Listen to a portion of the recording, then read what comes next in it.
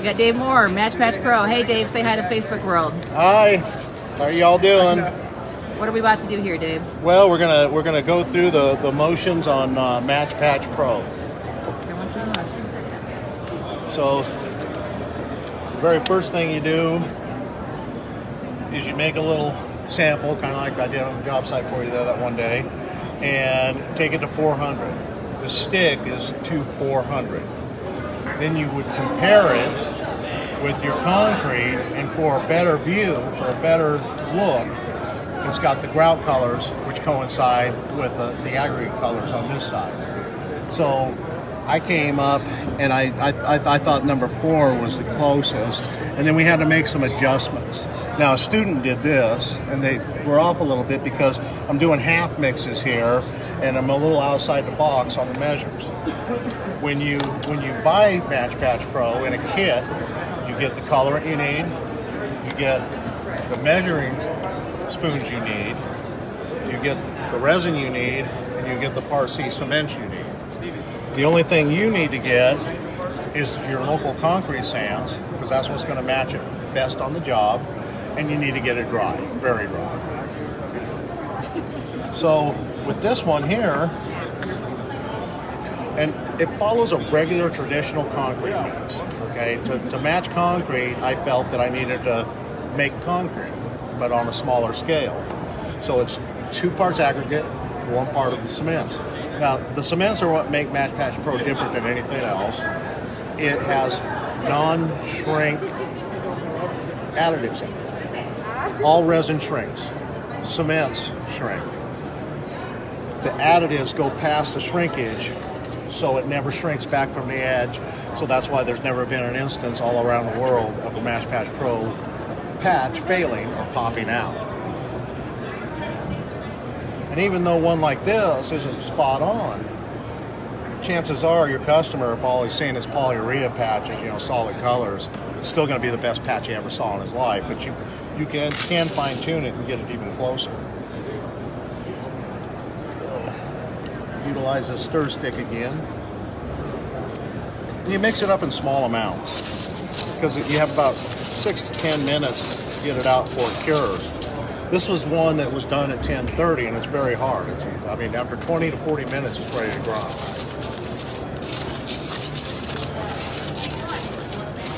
And you see the base is white. That's how it looks with your aggregates in it. On this one, I kind of have it memorized, but this is actually the sand that's in this concrete. So it makes sense because, like, the differences in concrete colors around the nation or the world or whatever, they're influenced by the fine sands, and that's what makes the concretes different. Most of the cement is gray. So on this one, I found there's just a 30-second of black. That's a 30-second teaspoon. Once you find your color, we've got formulas on the instructions where you can extend it out to 5.5 quarts at a time. And this one just was using just a pinch of brown, just very little brown. Not much right there. That's all.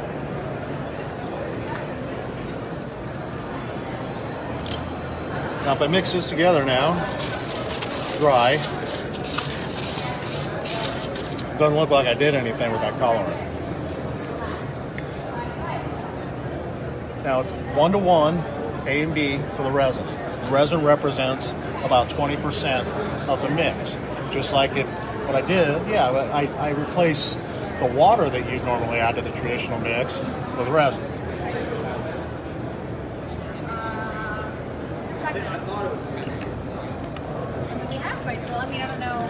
And you also notice there's a QR code on here. QR code on all the labels. It's not for an advertisement like everybody else does. This actually goes to our download section of our website. So you have the TDS, you have the instructions to your foreman or whoever's on the job site's phone. If the architect walks on and says, "Hey, what are you doing?" He can shoot that, and he's got all the info right there. Trying to make it easier for people in the field.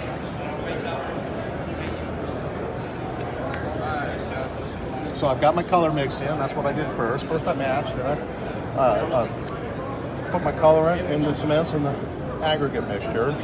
Now I'm going to add the resins.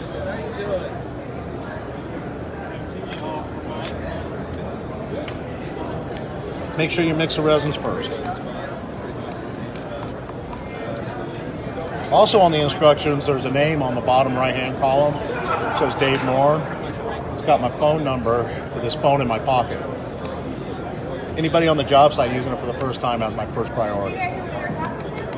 Longest they'll ever have to wait is about 20 minutes, or I'll answer the phone like that. They send me a text and tell them they're on the job and they need some help. I get right with them. Nothing like a rep that doesn't answer their phone or they get back to you 3 days later, right? Well, I can't even remember what I called you about. To mix about half of it, get it all wet really good. Put the breast in. Now after this is mixed, I got what, 6 to 10 minutes depending on the temperature. That's why you mix it in small amounts. But the advantage to that is it cures for grinding very quickly. 20 to 40 minutes. After you mix it up, just get it a little over the hole. And the reason why you want to go a little higher is you're going to get a little bit of aggregate fall. And what we're trying to do is match the aggregate exposure on your polish. And that's pretty much all there is to it. You grind it after 20 to 40 minutes, and then you actually put water on top of it. The water soaks in and hardens the cements now. Trinic tested this in San Diego for me. They gave me the 2-inch molds and all that. It hit 7,500 PSI in 14 hours, which is a polishable product. This is only 4,200 PSI at 28 days by itself. This is only 1,800 PSI in 28 days by itself. That's 6,400 PSI separately. But the combination together after only 14 hours hit 7,500. And the thing that they thought was really amazing was when they broke it, it didn't crumble. It just stopped the ram from moving because it felt the give, and you couldn't pull it apart. And the guy's showing me all the 2 inches that he broke at the show, said they all crumbled. Yours didn't, which was a little different, or a lot different. You can see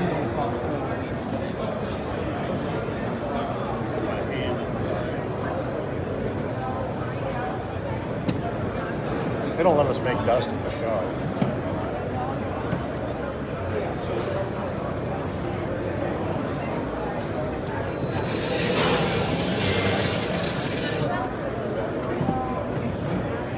That's one of our repair products, actually. Struggling here.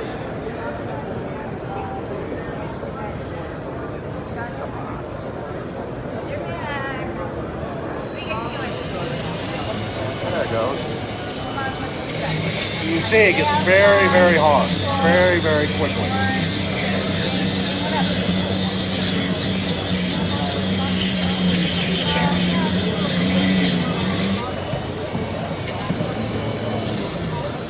And what you do is you grind that down all the way and then add your water on top of it.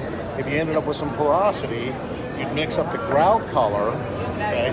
Because any kind of concrete that you're making, any blend that has aggregate in it, is going to have a little bit of porosity in it sometimes. Sometimes you won't. If you've got some humidity, you can create some carbon dioxide and you want to fill those in. So you simply mix the grout color up and just fill those in real quick, and it gives you a pristine patch like this. Because some people still have access to the warehouse, so there's